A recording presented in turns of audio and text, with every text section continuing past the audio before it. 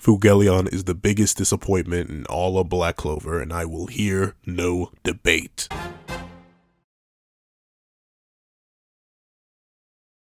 Thank you to our $5 patrons Red Wolf 4765, Midnight Gemlord, and Sean. And another thank you to our $3 members Recliner Plays and Red Wolf 4765. And a very big thank you to our $25 patron Alex Ice Rose. And a very big thank you to our $25 member Alex Ice Rose. Now, we're having this breakdown / discussion and review of chapter 358 of Black Clover. Please, if you leave your own thoughts on the chapter in the comment section down below. Leave a like and subscribe if you haven't already. Also, hit that little notification bell to miss out on any videos that come to the channel. Also, I do a Patreon below, each service as low as $1 a month. This is the videos, early content, and more. You also now become a member of the channel for as low as $3 a month to get the same perks and more. Some of those perks include the live reaction to this very chapter. Now, let's hop into chapter 358. What's up, guys? I'm Hunter here, and here we are to chapter 358 of Black Clover, which is known as Flame Burial.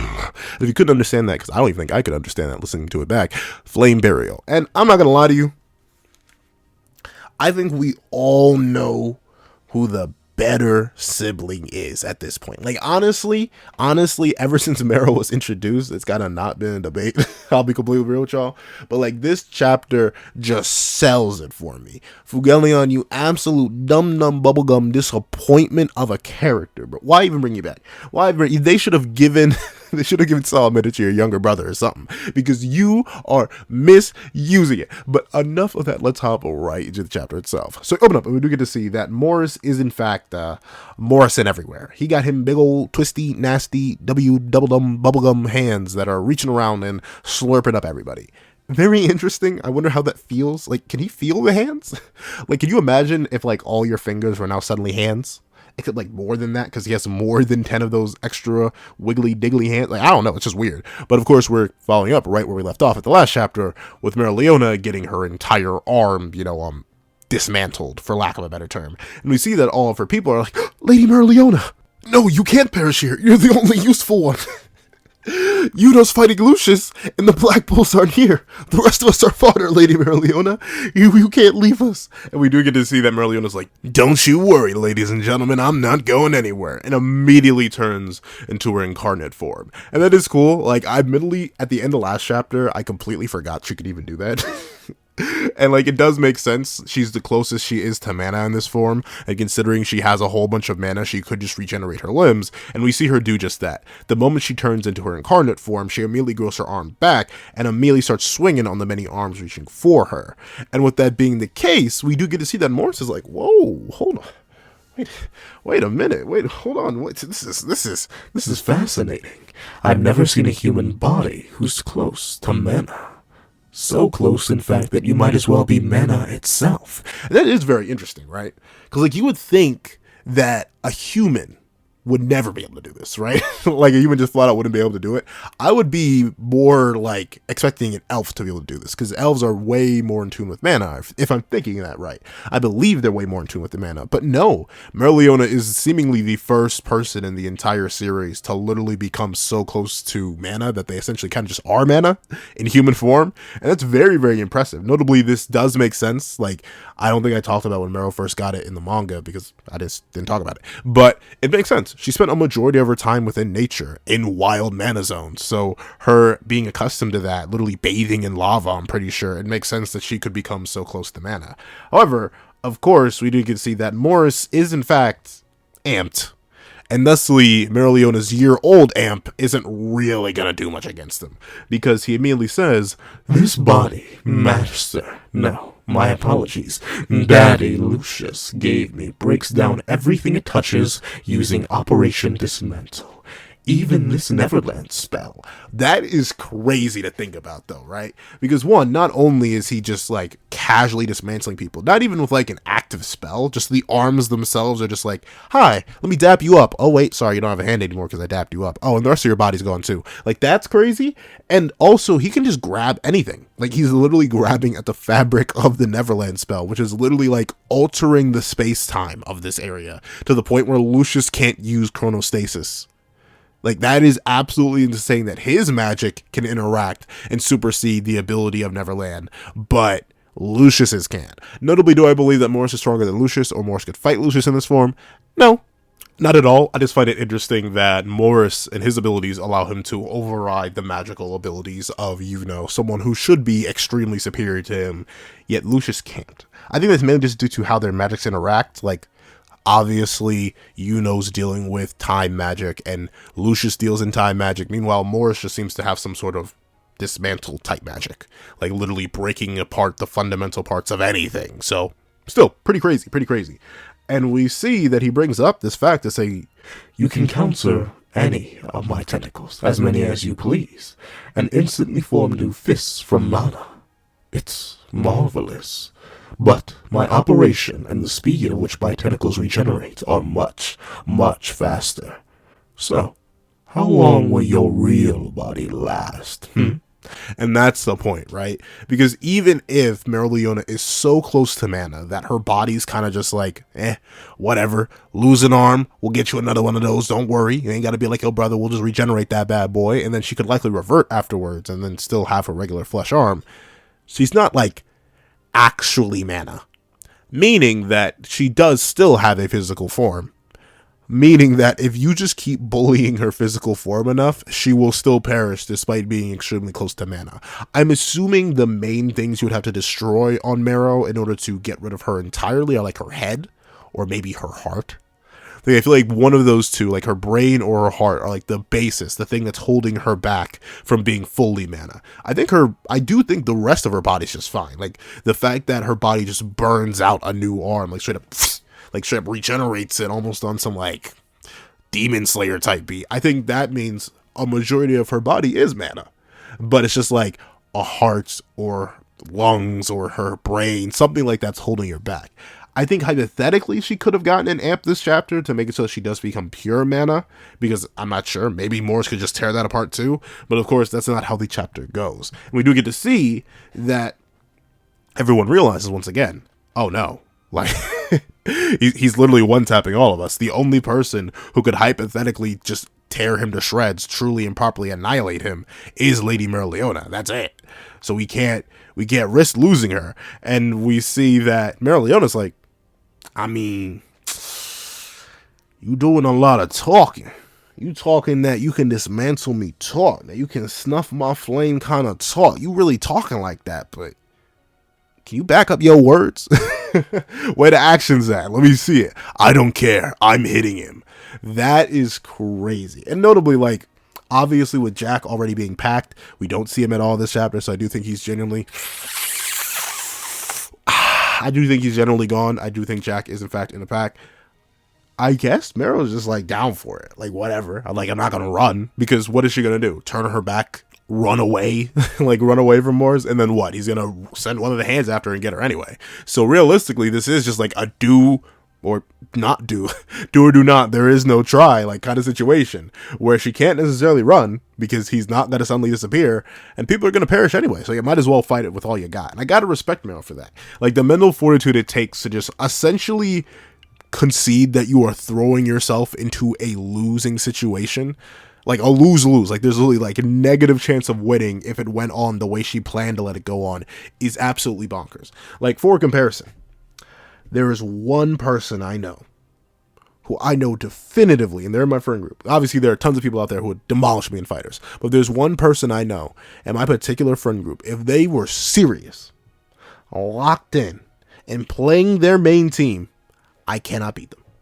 I have played, at this point, Fighters has been out for over, I think like 4 years at this point.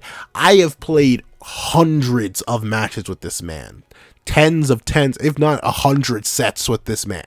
When I mean sets, I mean like first to 5. Like, straight up, I have played endless games with this man. And I think I've literally only taken games off him when he's not playing his main team.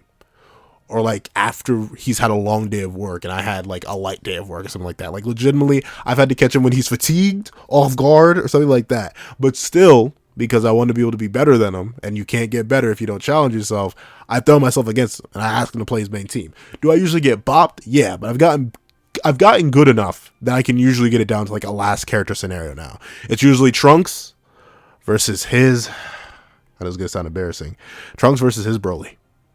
And, like, to be fair, like, Trunks was a horrible matchup against Broly. Broly's an infinite, and I'm not talking about Super Broly. I'm talking about, like, Zebrally. Like, legitimately, every time we get to that matchup, that's usually when I start to get demolished, because I just have nothing I can do against them. But still, that's me throwing myself into a losing situation. I'm not even brave for really doing that. I'm just like, I want to play the game. I want to get better at it. Meanwhile, Mero's like, yeah, I'm just going to sacrifice my life, which is absolutely crazy. But once again, it's a do or do not situation. Like, you either fight for your life or you lose it regardless. So I don't even blame her for that. And we do get to see in another part of the kingdom, as people are being, ganked by the angels, a certain someone comes riding in on a massive dragon. And it is, in fact, Fuegoleon riding atop a salamander. I legit don't know why bro can't spirit. Like, unless this is his spirit dive, why does he not have this yet? Like, it's been so long since he's got Salamander. He had Salamander before the 6-month time skip, I'm pretty sure. I'm not talking about the time skip before the Spade Kingdom arc. And it's been like at least a year and a half since then, assuming he got Salamander right before the Spade Kingdom arc time skip. But he still can't spirit dive? Like, maybe it's about us just saving it for something. But the fact that it's only been a year and a half and characters have gotten numerous amps and transformations and DUs and spirit dives and all, like, didn't Noelle meet Undyne and then with, like, in the same month she managed to spirit dive with her? Fuegoleon has had Salamander for over a year and a half at this point, yet you still can't spirit dive with Brody? Like, legitimately, like, obviously I get it. I don't think any spirit dive would look as cool as Fuegoleon riding Salamander. Like, it does. This is a very cool image, and it's very likely going to be up in the thumbnail. This massive image of this titanic dragon roaring and slicing back against the angels. It's really, really cool. But, like, in narrative, especially considering Fuegoleon was like, he was hyped up to be sort of a prodigy, right? Like, I know he wasn't like as crazy as his sister. Like, he literally flat out admits, like, oh yeah, like, I'm kind of him, but my sister's really different. Like, he's admitted that. But even still, bro, a year and a half and no spirit dive. Like, I get it. I get the visuals. You want to make this look as cool as possible. This is super duper cool. Bro is really showing you how to train your dragon. But still, the fact that he has no spirit dive after all this time is kind of bonkers. A little bit too bonkers, in fact. And we do get to see that even with him riding this massive, gigantic dragon that's casually out here blowing everything away with massive beams of fire, like, he literally tears into an angel, overriding the angel's auto reaction abilities, he's still taking damage. He's still getting jacked up.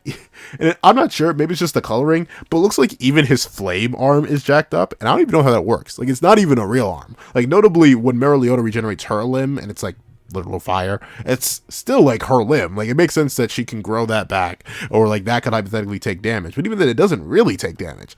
Meanwhile, Fuegoleon's firearm seems like it's actually taking genuine real physical damage, and I don't know how that's possible.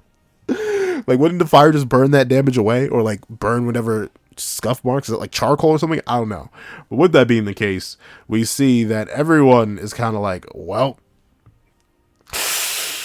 yeah, we're fodder. Even with the Neverland spell, all the regular Magic Knights are like, yeah, we really, really can't do anything here. This is way beyond our pay grade. So, you get him, Lord Fuegoleon. You get him, Lady MEROLEONA. We're gonna watch. And I don't blame him. Once again, right? Like, these characters are here because they have to be here. It makes perfect sense that they can't do anything. In fact, it would probably make less sense if they were able to do stuff, even with the Neverland amp, because these things are literally built to hard counter every single common magic in the verse. Maybe even uncommon magic, so we don't really know. So it makes sense that even with their magic being amplified enough to damage these things are still extremely powerful. They still are dangerous as all get out. And a single angel on its own is probably at bare minimum Magic Knight Captain tier, like literally like leader of a whole platoon level. So it makes sense that even these guys all together, when they're amped, still aren't worth anything. Sure, is it kind of embarrassing that they're literally all just standing around and watching their captains do the fighting? Yeah, but I couldn't do any better in their shoes. None of these characters are named. None of them are relevant. Of course they're not going to be able to do anything. However, we do get to see that the people are wondering, like, okay, as much and as realistic as it is that we are all fodder and we cannot help, there's got to be something we can do. Come on, there's got to be something. We can't just literally stand around here and get protected. We are literally on the payroll. And we see that Fuegoleon looks and finds his sister is in fact in extreme danger. And no matter how much Merleona roars against these massive hands and burns some of them away, they just keep regenning. Like, legitimately, they just keep coming, just like... But they keep coming, just like Morris said. Like, yeah, no matter how much you can regenerate, I can regenerate faster, and I have more hands. Like, legitimately, Merleona is just in a losing battle. She can only grow back 2 hands. Morris has like 50, and they all start to swarm her. And we see, as Morris declares, "It's over," and the hands go to literally consume Merleona. These 2 guys have their most impressive speed feat in the entire verse. Merleona couldn't dodge the hands, but they could leap in front and catch him. And we see that Merleona has a moment, and I love this. Merleona has a moment of just clear lucidity where she realized what they've done. Like, straight up, she sees that these 2 people have sacrificed their lives to save her. And they turn to her in their literal perishing moment, and they say, "The rest is up to you, ma'am." And they vanish. And we see that Merleona, due to the fact that she once again has just no time, there's nothing she can do other than fight through them, she reels back and punches through their bodies, scattering what seems to be their decayed and dismantled ashes everywhere. And like, darn, I don't know these 2 characters from a can of paint, but don't, like, that is metal. That is, once again, in the same way that I gave Merleona credit for leaping into a scenario where it was a basic lose-lose situation, I gotta give these fellas even more credit. Once again, they're also in a lose-lose scenario. If Merleona fails, then everyone perishes, including their families and the one they love. But to be able to mentally fortify yourself enough to know that you are going to sacrifice your life, not to get hidden, not to particularly save anyone directly, not even to do any real damage to anybody.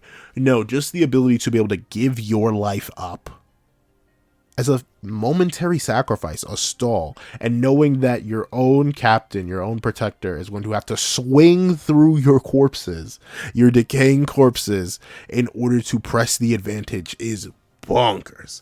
Earlier, I gave you the example of the guy I can pretty much never beat when he's serious. That's the case, and that's the kind of situation Merleona was in. But the thing is, Merleona has a chance. It was like, I have a chance to beat dude. Like, once again, I usually get him down to 1 character now. I just need to switch my anchor. I need to switch my anchor and stop saving Spark until Trunks so I could use the mix. I gotta stop doing that. But no, these guys, this is like having a guy who played Smash Bros. Going up against Goichi. Like, legitimately, having a guy who played Smash Bros. Fight Goichi or Fenrich or like any top fighters player in Smash, like, or not in Smash, in fighters, after they've only played Smash for all their lives and they only played it for fun too. Like, legitimately, there's no way they are winning.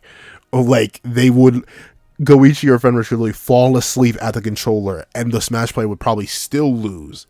And yet they threw themselves in that scenario. That's a mad respect on these characters' name. And once again, I gotta give Tabata credit. Notably, well, then again, no, none of the Golden Dawn actually perished because, you know, our boy saved them all. But with that being the case, Tabata really heard the allegations and said, fine, you want bodies? I got bodies for you. Like, legitimately, all the angels are victims in of themselves. Which is literally just took random people, likely from the Spade Kingdom, was like, yeah, you're now gonna have no free will. And immediately did that. We obviously have the Jack Pack, like, legitimately the finest pack that Black Clover has ever produced, even better than Asta's mom. Like, legitimately the ultimate pack in the Jack Pack. I'm still rolling off that to this day. That's how good the Jack Pack was. I'm rolling on it to this day. That's how fantastic the Jack Pack was. And now we're getting even minor packs. Like, Mimosa's not bringing these characters back. Hypothetically, if Tabata really wants to give into the Disney allegations, he could bring Jack back. Like, hypothetically, Mimosa could pull up and be like, oh, he's just barely clinging on to life. Allow me to heal him to full. Like, you know, a healer would do. And Jack could hypothetically still be alive. Personally, I think Tabata had enough of the allegations. I think Jack is personally gone. But Mimosa's not healing these guys. Like, they're literally disintegrated, and then Merleona literally punches through their bodies. Like, legitimately, there is nothing, absolutely no way these guys are coming back. So yeah, Tabata's really like putting his foot down, being like, yeah, fine, you want people gone, I'll make people disappear live on air. And that's a little bit crazy. And same thing, I mean, once again, I assume this may be the ash or like the remains of her compatriot or something like that, but Merleona also has like marks on her, even though she's made of fire or nearly made of fire. Like, I don't know. How are you maintaining marks? How are you maintaining damage on a form that's basically nearly non-corporeal? However, we do get to see she does swing through. And with that being the case, we realize, or not just we, but Morris realizes, you burned both the tentacles and the allies who shielded you. That is tremendously efficient. And he's right. Once again, it's sad. It's unfortunate, like, on the mental front. The idea that Merleona, in order to press the advantage for legitimately just half a second, at most realistically, had to not just watch her comrades, her subordinates, sacrifice their lives for her, but actually also punch through and burn their remains to pieces just to get to the slightest bit of an advantage. That is crazy. Merleona, she's obviously a character that's rough in the stuff. Obviously, probably doesn't have as deep of a connection to the Crimson Lion Kings as Fuegoleon does. Obviously, she's definitely more individual of a person, but she's still a person. Like, she's not absolutely insane like Lucius or Morris, has like no regard for human life like all the angels and the paladins do as they're forced to. No. Merleona still is a human being. So the fact that she had to do that, once again, is a level of mental fortitude that is bonkers. Like, especially considering they come fresh out of nowhere to do this, fresh out of nowhere to just sack their lives for her. Like, she had to process that, the fact that these two men just turned themselves to dust for her, that she had to process that and then immediately push forward. There was no time for delay, no time to mourn their losses. In fact, she had to destroy their bodies. Absolutely wild. And I do like the fact that Morse respects it, though. Like, even though he's literally the number one op right now who just disintegrated those two people, he's like, wow, okay, you're actually like that. Like, Morris, in a weird, almost scientific / human way, is like, that is amazing. I just didn't think you had the nerve to do something like that. And like, not even the nerve and like, oh, how dare you do such a despicable thing. No, like, nerve is in you had the mental fortitude to punch through your own companions. And we see that Merleona doesn't even take the praise with anything, any sort of respect, any sort of care. And she just immediately declares, I'm hitting you no matter what. She is ready and willing to swing through. Now, notably, I will admit, maybe she should try and like dodge and bob and weave to try and get in, or like use the people in front of her as a smoke screen or something to try and dodge. But then again, people can symptomatic. So I guess really this is her only way of just driving straight through, but darn. And we see that with the sacrifice of the first two, all of the damaged Crimson Lion Kings declared that, you know what? Forget it. If we're going to perish, we're going to perish in our own way. And they all declare, shield Lady Merleona. Help her keep up the attack. And one by one, body after body, victim after victim, they all leap in front of Merleona's strike. And we see Morris just derides them, absolutely tears into them in their sacrifice. No matter how many lives you sacrifice, it's still useless. Like, it is crazy, right? Like, these are, sure, we don't know these characters from cans of paint, but these are a bunch of people who did who knows what to reach their rank, did who knows what to get to this battle, fought through who knows how many trials and tribulations on their own. It's kind of like how you got to think pretty much everyone you interact with has gone through school, the same hardships you went through, has gone through various hardships in life, works the same job you do. These are all people who have been through that, and they find their only purpose in this battle to decide the fate of the world is to sacrifice themselves. Grimoires and all, they are just sacrificing themselves to Morris. And Morris, he doesn't even, like, he respected Merleona for having the mental fortitude to punch through her comrades, But Morris doesn't even give them the slightest bit of respect. He calls their efforts, their sacrifices, all that useless, worthless. How dare they waste their lives like this? That is crazy. And the wild thing is, say hypothetically Lucius wins, I don't think any of these guys are coming back resurrected. Like, Morris is literally just dismantling them. I don't think he could put them back together. So he's literally just going on a slaughtering rampage, and that's wild. And we do get to see just, oh man, it is crazy. So many different things just fly past Merleona as she swings through. Literal hands and body parts fly past her as they sacrifice themselves to the tentacles. It is wild to see. And we even see Fuegoleon finally take notice. He looks and watches all he's built up, all those he worked alongside, just sacrifice themselves over and over again. Unfortunately, due to the fact that they're in the middle of a battle, he once again still cannot have too drastic of a response. And he has to look at the sacrifice of his comrades just simply analytically. Like, he has to break it down, and he realizes his physical breakdown regeneration, he can't possibly do that indefinitely. He has a limit. Merleona noticed it. That's why she's challenging him. Why is she risking her life? He realizes that in the end, just to beat Morris, they have to make these sacrifices. In the end, that's what they need to do to win. No matter how many people need to be sacked, how many people need to be destroyed, as long as they can take Morris down, it'll be worth it in the end. And that's crazy. Once again, I barely even know Fuegoleon. Like, bro has not been a truly properly important character since like 200 chapters ago.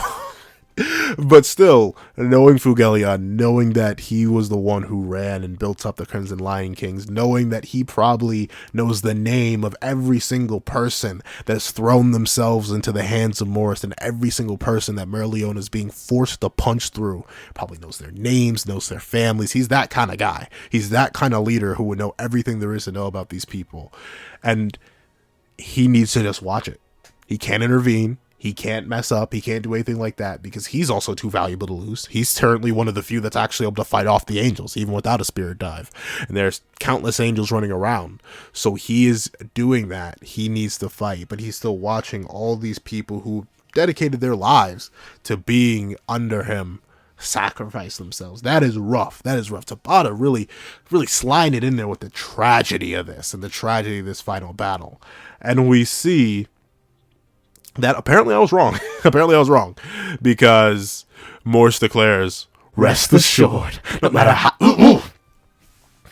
Sorry about that. "Rest assured, no matter how foolish or incompetent you were, Daddy Lucius will recreate you and make you all equal." So, interesting.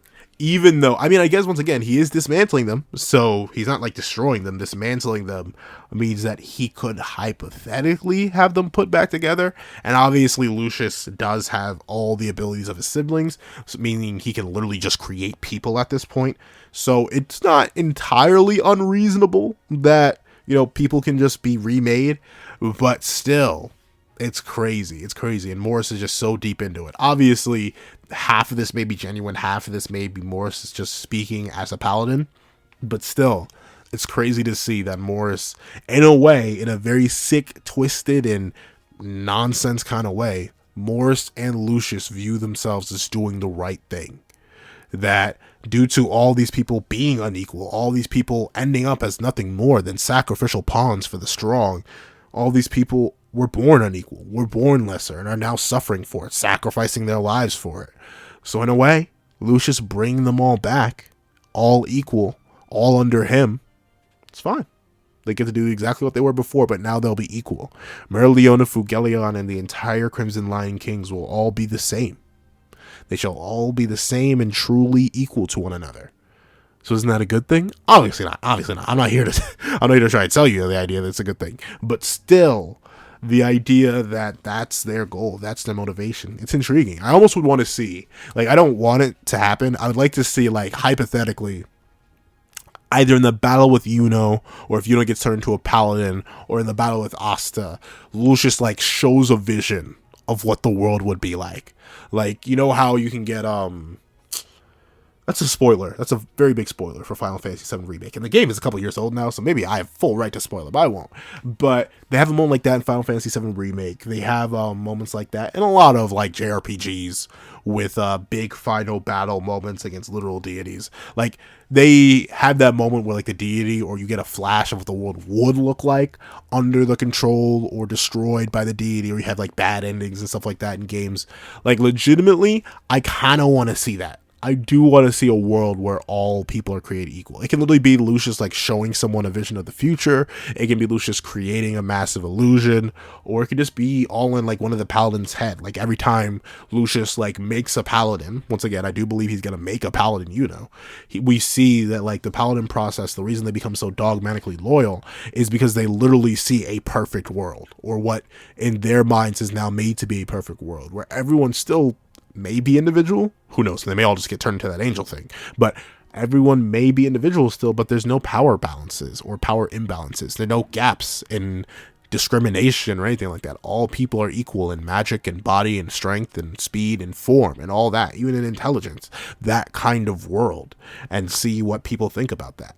Because the way they talk about it, it'd be kind of a shame if we never got to see at least a glimpse of it, just a little bit of a taste of it. I would really want to see it. However, we do get to see that MEROLEONA, she ain't with that nonsense. She about that life. And she declares, "Shut your mouth, puppet. The dauntless Crimson Lion Kings won't submit to a sketchy nobody like that. They turned this fire into an inferno. And now with that, as a tribute to my fallen brigade members, I swear I'll burn you and my life to ashes." And whoo, that's some heat. And we do get to see that we get a flashback, or at least a kind of like a internal thought flashing back to the idea that the more she fights, the more intense the battle, the flames of her incarnate form burn ever brighter, and she unleashes Calidus Brachium Purgatory, flame burial, and she admits that she's going to burn her very life in honor of her comrades to ashes, and she's going to take Lucius with her. Please, Tabata, wait, go back to Disney Clover. It was you. Like, it was, someone was like, "No, wait, Jack, don't go. Take me back to Disney Clover. Take me back to the clubhouse. Please take me back to the clubhouse, Tabata. Don't sacrifice MEROLEONA. That's my wife. Don't take MEROLEONA away from me." But with that being the case, Morris shall be burned to ashes. And that is where the chapter ends. We don't actually get to see the climactic conquest or conflict between the two. No, the chapter ends here before she actually lands the hit on Morris. And we are on break for a month. This isn't as bad as the 3-month break. And the 3-month break, in retrospect, actually flew by pretty quickly. But still, we are on break for a month after this. But overall, Omega W chapter. Once again, I don't know any of these fodders that get sacrificed here, but that doesn't matter. The emotions that I know are behind the two characters I do know in Fuegoleon and MEROLEONA really carries this for me. And the intrigue behind Morris and the intrigue of the dynamics of all the characters here is what really has me loving this chapter. And I'm excited. Tabata, rest up. I know you make him peak. I know you draw and peak. This chapter is beautiful, just like all Black Clover's been hitting beautiful recently. And I'm excited. Rest up all you need. I kind of want you and Hori to go on like a year break. Relax. We can wait a little bit. Don't overstress yourself. So I'm happy. I'm very, very happy. However, that's what I think. Please, what you guys think in the comment section down below. Thank you guys so much for watching. Please do like, share, comment, and subscribe. It makes sure that notifications so miss out on any videos that come to the channel. Also, I do a Patreon below. You support as low as $1. Count them one. That month. Links to the videos, early content, and more. You also now become a member of the channel for as low as $3 a month to get the same perks and more. Now, thank you guys so much for watching once again, and I hope you guys have a wonderful day. This is Zach on the Pencil, writing off.